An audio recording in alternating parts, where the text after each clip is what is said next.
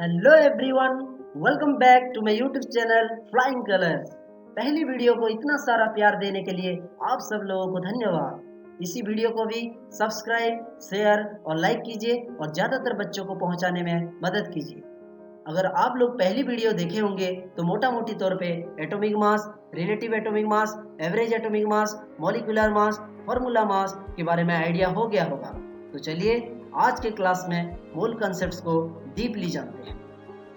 मोल concepts के अंदर आज हम लोग what is a mole, molar mass, methods to calculate moles from number of particles, from given masses, from given volume of gases और उसके साथ साथ कुछ एग्जांपल्स भी करेंगे।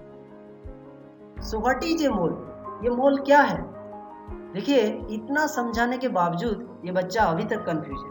तो चलिए आसान तरीका से और डिटेल्स में इसी चीज को समझते हैं।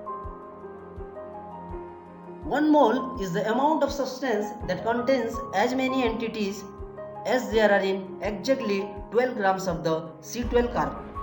देखिए, यहाँ पे 12 ग्राम ऑफ कार्बन रखा गया है। तो जो कोई भी फर्स्ट क्लास अटेंड किए होंगे वो लोग आंख बंद करके बता सकते हैं कि यहाँ पे 6.023 इंटू 10⁻23 कार्बन एटम्स प्रेजेंट होगा। हम लोग कैसे किए थे? हम लोग जाके वजन किए थे। तो जब हम लोग 6.022 इंटू 10⁻23 एटम्स ऑफ कार्बन वजन किए तब जाके हमारा 12 ग्राम निकला था। देखिए, मास of 1 atom of C12 carbon कितना होता है? 1.99 इंटू 10⁻23। फिर so total number of atoms in 12 grams of the C12 carbon कैसे पता चलेगा? जो पिछले क्लास में हम लोग ऑलरेडी कर चुके हैं। 12 gram divided by 1.9924 into 10⁻23 that is equal to 6.023 into 10⁻23 atoms. ऐसे करके हमको पिछले क्लास से ये पता चला था कि 12 ग्राम ऑफ कार्बन एटम्स अगर जहाँ पे रखा है तो आंख बंद करके ये बताना है कि 6.022 इंटू 10⁻23 कार्बन एटम्स वहाँ पे प्रेजेंट है। तो ये नंबर जो बार बार 6.022 इंटू 10⁻23 जो हमारे चाचा जी भी पकड़े थे, ये कहाँ से आया? इसका अलग से नाम भी है और इसका अलग से सिंबल भी है। और ये चाचा जी कोई आम आदमी नहीं है। चाचा जी का नाम है एमिडो एवोगाड्रो, जो कि बहुत बड़े इटालियन साइंटिस्ट हैं। और इनके ऑनर पे इसी नंबर को 6.022 इंटू 10⁻23 को एवोगाड्रोस नंबर यानी एवोगाड्रोस कांस्टेंट और उसको सिंबल दिया गया Na, कैपिटल N और नीचे A। तो ये 12 gram of carbon contains 6.022 into 10⁻23 atoms of carbon. और यही एवोगाड्रोस नंबर ऑफ कार्बन भी एटम्स भी हम लोग बोल सकते हैं। और ये रिप्रेजेंट करता है 1 मोल को, यानी जैसे 1 डजन बनाना रिप्रेजेंट करता है 12 नंबर से बनाना को, जैसे 1 डजन बुक्स रिप्रेजेंट करता है 12 नंबर ऑफ बुक्स को, उसी तरह 1 mole of carbon atoms represent करता है 6.022 इंटू 10⁻23 एटम्स ऑफ कार्बन को। अगर कोई बोलेगा 1 मोल ऑफ बुक्स कितना बुक्स को रिप्रेजेंट करता है, हम लोग बोलेंगे वही एवोगाड्रोस नंबर ऑफ बुक्स यानी 6.022 into 10⁻23 number of books. 1 mole of बनाना तो हम लोग वही सेम चीज बोलेंगे एवोगाड्रोस नंबर ऑफ बनाना यानी 6.022 इंटू 10⁻23 नंबर्स ऑफ बनाना। अगर हम लोग एवोगाड्रोस नंबर का सीधे तरीके से लिखेंगे पूरा तो कैसे होगा? 60221367, उसके बाद है 16 to 0। इतना बड़ा नंबर है एवोगाड्रोस नंबर। इंसर्ट हम लोग ये बोल सकते हैं कि 1 mole of particles is equal to 6.022 into 10⁻23 particles. 1 mole of atoms is equal to 6.022 into 10⁻23 atoms. 1 mole of molecules is equal to 6.022 into 10⁻23 molecules. तो अभी हम लोग डेफिनेशन को वापस जाते हैं कि 1 mole is the amount of substance that contains as many entities as there are in exactly 12 grams of the C12 carbon. और 12 grams of the C12 carbon में कितना मिला हमें? एवोगाड्रोस नंबर ऑफ एटम्स मिला। यानी कोई भी सब्सटेंस 1 मोल ऑफ एटम्स दिखाया जाए, 1 मोल ऑफ मॉलिक्यूल्स दिखाया जाए, 1 मोल ऑफ आयंस दिखाया जाए, 1 मोल ऑफ इलेक्ट्रॉन्स दिखाया जाए, तो सब लोग Avogadro's number of atoms, molecules, ions और इलेक्ट्रॉन्स और पार्टिकल्स होंगे। यहाँ देखिए 1 mole of ions is equal to 6.022 into 10 to the power 23 ions, यानी Na आयंस। ठीक उसी तरह हम लोग ये बोल सकते हैं 1 मोल ऑफ हाइड्रोजन एटम्स, कितना हाइड्रोजन एटम्स होगा 6.022 into 10 to the power 23 atoms. 1 mole of water molecules कितना होगा 6.022 into 10 to the power 23 water molecules. 1 mole of sodium chloride कितना होगा 6.022 into 10 to the power formula units of sodium chloride, यानी 1 mole is equal to 6.022 into 10 to the power 23 numbers.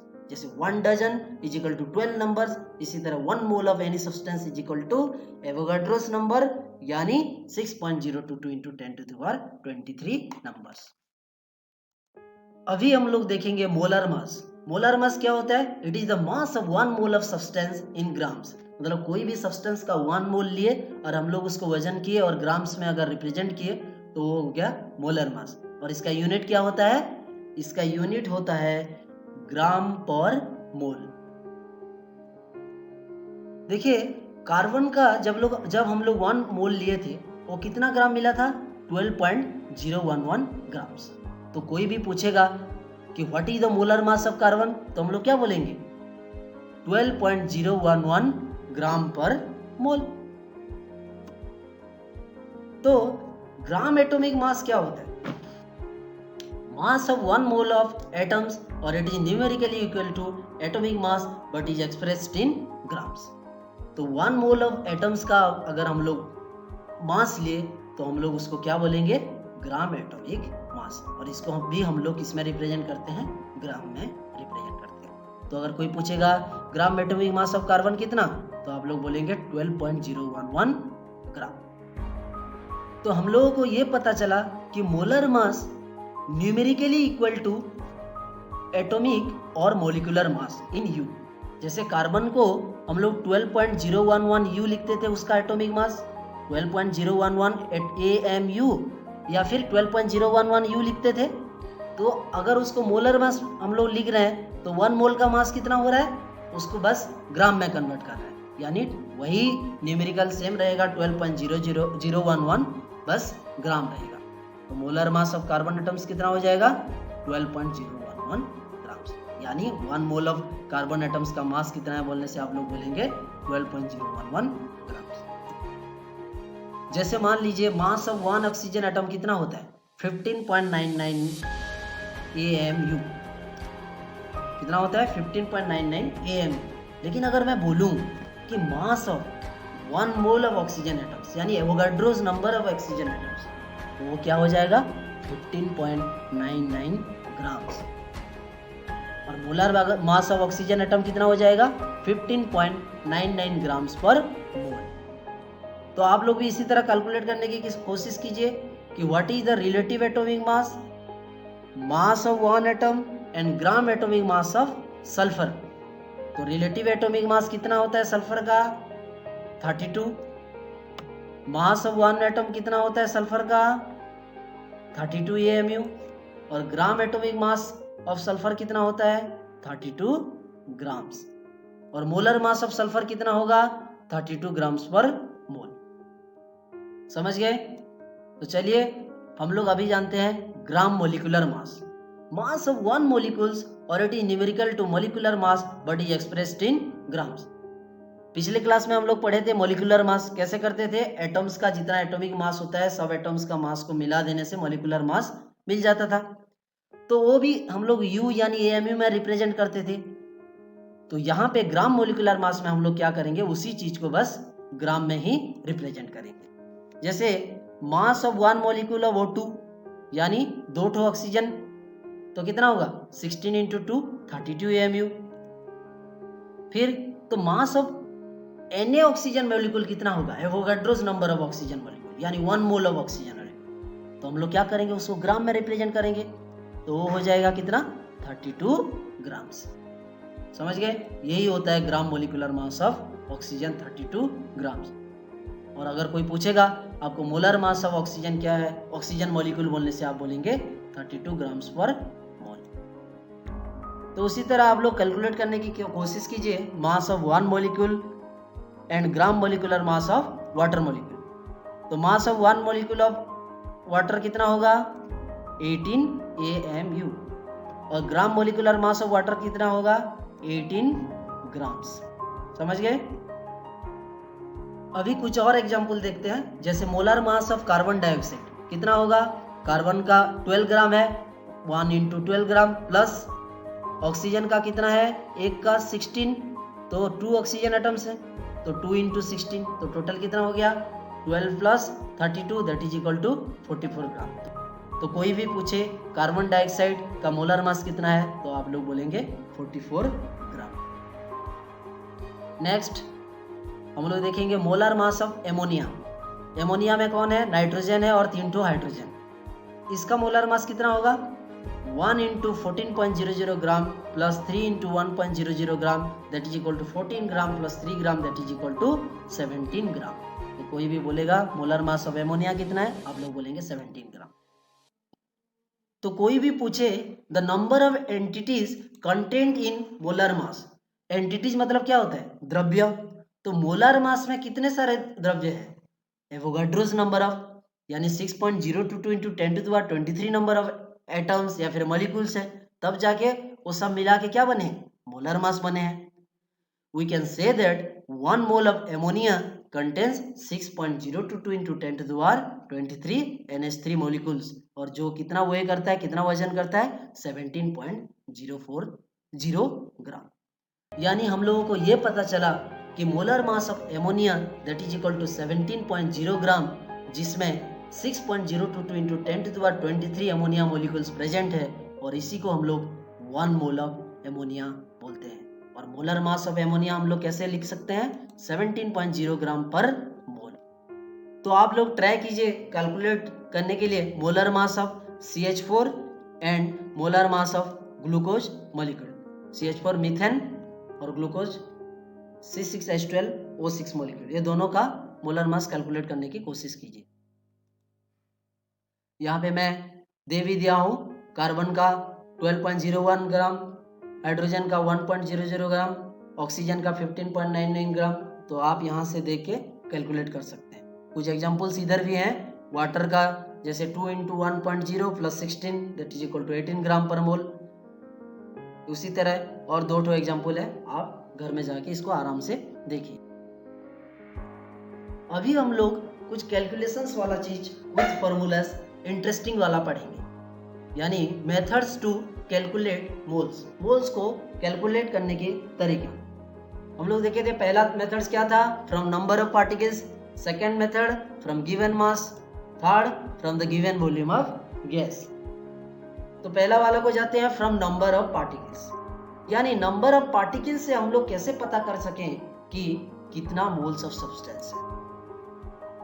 Number of mole is equal to given number of particles divided by Avogadro's number, यानी जितना भी particle दिया गया हो उसको अगर हम लोग एवोगाड्रोस नंबर से डिवाइड कर दें तो हम लोगों को मिल जाता है number of. Given number of particles कुछ भी हो सकता है, कितना सारा भी हो, अगर हम लोग उसको एवोगाड्रोस नंबर से डिवाइड कर दिए तो हम लोगों को मिल गया नंबर ऑफ मोल। और नंबर ऑफ मोल को हम लोग किस में रिप्रेजेंट करते हैं, स्मॉल n। देखिए यहाँ पे जो भी ब्लू बॉक्स में रखा गया होगा वो सब इंपोर्टेंट फॉर्मूलीज हैं, तो उन लोगों को थोड़ा आप जरा ध्यान से देखिए उसको। स्मॉल n यानी number of moles is equal to given number of particles को मैंने कैपिटल N में रिप्रेजेंट किया और डिवाइडेड बाय Na यानी एवोगाड्रोस नंबर को n विद सबस्क्रिप्ट a में रिप्रेजेंट कर रहा हूँ। तो यहाँ से हम लोग नंबर ऑफ पार्टिकल्स कैलकुलेट कर सकते हैं कि नहीं, यह जरूर कर सकते हैं। कैसे, हम लोग क्या करेंगे, यहाँ जो डिवाइड हुआ है उसको अगर दूसरे साइड पे लेके स्मॉल n के साथ मल्टीप्लाई कर दिए तो हम लोगों को मिल जाएगा कैपिटल N। कैपिटल N यानी number of particles that is equal to n × n।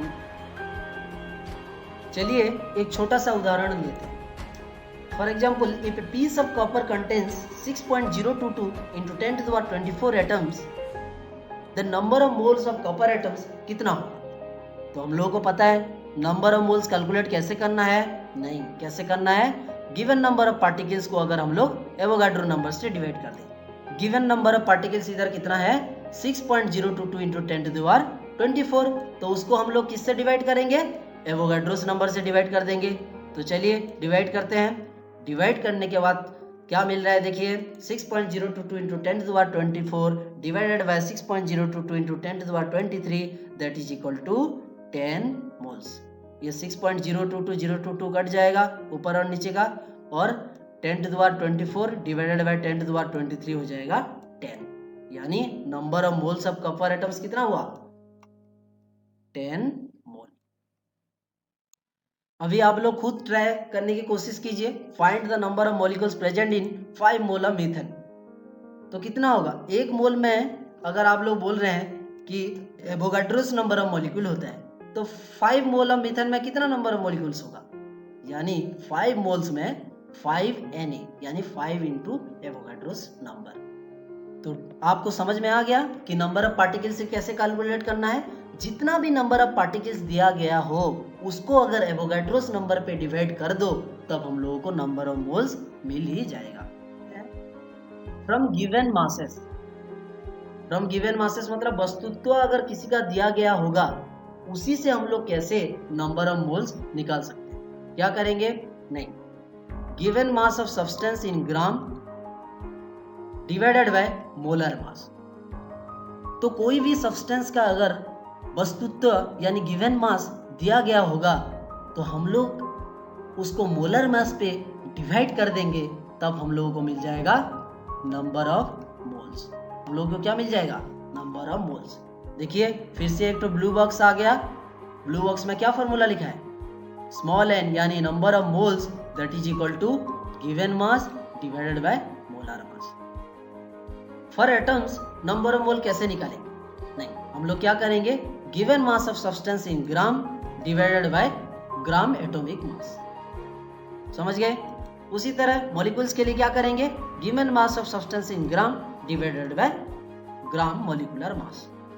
Gram atomic mass और ग्राम मॉलिक्यूलर मास आप लोगों को ऑलरेडी समझाया जा चुका है।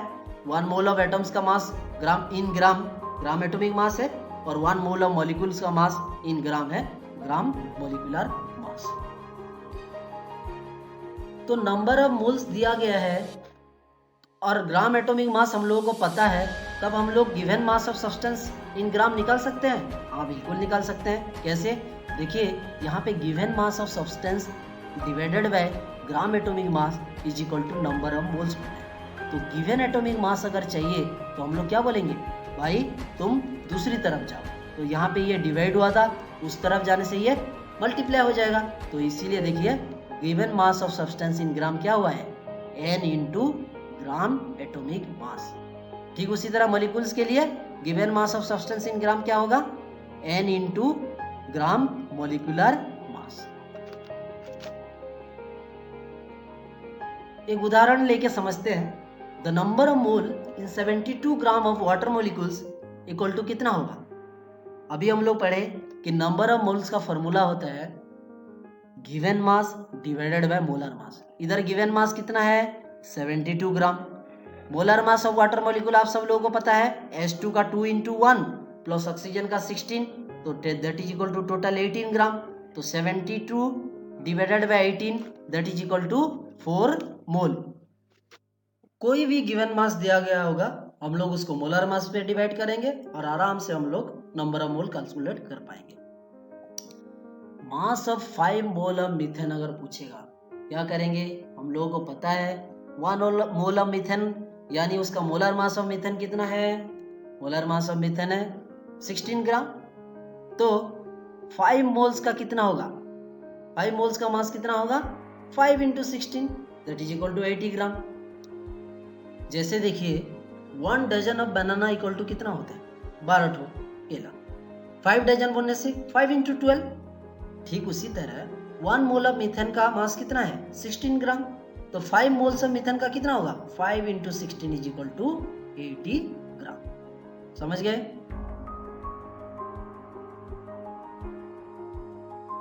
आप भी जाके ट्राई कीजिए, find the mass of 10 mole of carbon dioxide.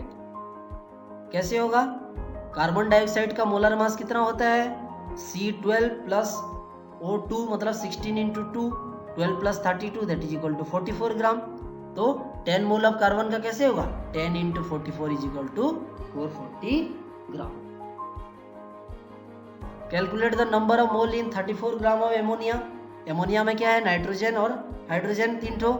तो मोलर मास ऑफ एमोनिया कितना होता है, नाइट्रोजन का 14 प्लस हाइड्रोजन का 1 इंटू 3, टोटल हो गया 14 प्लस 3 17 ग्राम। तो 34 divided by 17 that is equal to 2। ऐसे करके हम लोग number of moles of ammonia भी कैलकुलेट कर सकते हैं। किसी भी चीज का मोलर मास पता चल गया हो और गिवन मास पता चल गया हो, हम लोग दोनों को डिवाइड करके आराम से नंबर ऑफ मोल्स निकाल सकते हैं। समझ में आ रहा है बच्चों। थर्ड में जाएंगे, from the given volume of gas. Volume of gas से हम लोग कैसे नंबर ऑफ मोल्स निकाल सकते हैं। Number of moles is equal to volume of gas at STP divided by 22.4। तो ये कहां से आया, नहीं, the formula is derive from ideal gas equation. Ideal gas equation अभी अब तो आप लोग पढ़े नहीं होंगे, ये बाद में पढ़ेंगे। तो आइडियल गैस इक्वेशन होता है PV इक्वल टू nRT। यहाँ पे P है प्रेशर, V है वॉल्यूम, N है नंबर ऑफ मोल्स, R है गैस कांस्टेंट, T है टेम्परेचर। तो इसी फॉर्मूले से हम लोग क्या निकाले हैं, नंबर ऑफ मोल्स का फॉर्मूला। तो ये STP क्या होता है, STP का मतलब है standard temperature and pressure. Standard temperature होता है 0 डिग्री सेंटीग्रेड यानी 273 केल्विन, टेम्परेचर मतलब तापमात्रा, एंड स्टैंडर्ड प्रेशर, प्रेशर मतलब चाप, वो कितना है 1 एटमॉस्फेरिक प्रेशर। तो इसी कंडीशन में जहां कहीं भी 273 केल्विन और प्रेशर 1 एटमॉस्फेरिक है, इसी स्टैंडर्ड टेम्परेचर और प्रेशर में 1 मोल ऑफ एनी गैस अगर प्रेजेंट है तो उसका वॉल्यूम कितना होगा, 22.4 लीटर्स। हम लोगों को ये पता चल गया कि 1 mole of any gas at STP यानी standard temperature 273 kelvin and standard pressure 1 atmospheric pressure, अगर उसका वॉल्यूम मेजर किया जाए तो कितना होगा, 22.4 लीटर। तो 1 मोल का अगर 22.4 लीटर है तो कोई भी वॉल्यूम अगर दिया गया हो वो कितना मोल है हम लोग कैलकुलेट नहीं कर सकते, आराम से कैलकुलेट कर सकते हैं। क्या करेंगे हम लोग, volume of gas at STP condition कोई भी गैस का दिया गया हो उसको अगर 22.4 से डिवाइड कर देंगे तो निकल जाएगा नंबर ऑफ मोल्स। तो देखिए यहाँ पे तीसरा ब्लू बॉक्स आ गया, क्या, number of moles is equal to volume of gas at STP in litres divided by 22.4, ये हो गया नंबर ऑफ मोल्स। एक उदाहरण लेते हैं, helium gas occupies 5.6 litre of volume at STP। तो इसका नंबर ऑफ मोल्स कितना होगा, number of moles equal to given volume divided by 22.4। तो गिवन वॉल्यूम इन लीटर कितना है, 5.6 लीटर डिवाइडेड बाय 22.4। तो 5.6 डिवाइडेड बाय 22.4 हो गया 0.25 मोल्स, यानी number of moles of 5.6 litres of helium at STP कितना हो गया, 0.25 मोल। अगर कोई बोले कि volume of gas at STP in litres निकालो, हम लोग आपको नंबर ऑफ मोल्स दे दिए हैं, तो हम लोग क्या बोलेंगे, volume of gas at STP divided by 22.4 equal to number of mole होता है। तो 22.4 को बोलेंगे भाई तुम उधर जाओ, तो वॉल्यूम ऑफ गैस कितना हो जाएगा, नंबर ऑफ मोल इंटू 22.4। ये जो 22.4 डिवाइड हुआ है ये जाके स्मॉल n से मल्टीप्लाई हो जाने से हम लोग को वॉल्यूम मिल जाएगा। एक उदाहरण देखते हैं, आप लोग ट्राई कीजिए इसको। How much volume will be occupied by 2 mole of carbon dioxide gas at STP। तो 1 mole of carbon dioxide gas at STP का वॉल्यूम कितना होना चाहिए, 22.4। तो 2 मोल्स का कितना होगा, 2 into 22.4 that is equal to 44.8 litres. बिल्कुल ईजी है, कोई भी गैस का वॉल्यूम दे दिया गया हो उसको आप 22.4 लीटर से डिवाइड कर दो, अगर वो STP कंडीशन में है तो इससे नंबर ऑफ मोल्स मिल जाएगा। अगर नंबर ऑफ मोल्स आपको पता हो और आपको volume of gas eight STP in litres मांगा हो तो आप नंबर ऑफ मोल्स को 22.4 से मल्टीप्लाई। तो हम लोगों का आज की क्लास में what is a mole, molar mass, gram atomic mass, gram molar mass, methods to calculate moles from number of particles, from given masses, from given volume of gases, तो इन तीनों का हम लोग नेक्स्ट क्लास में summarise करेंगे और उसके बाद कुछ टेक्निक्स अप्लाई करके एग्जाम्पल्स और क्वेश्चंस सॉल्व करेंगे। कोई भी फीडबैक देना हो, कुछ भी क्वेरी हो, आप लोग कमेंट सेक्शन में क्वेश्चन पूछिए और मेरा मेल आईडी है tribet.nit@gmail.com, उसमें भी आप लोग अपना क्वेरी भेज सकते हैं। Thank you, will meet you soon.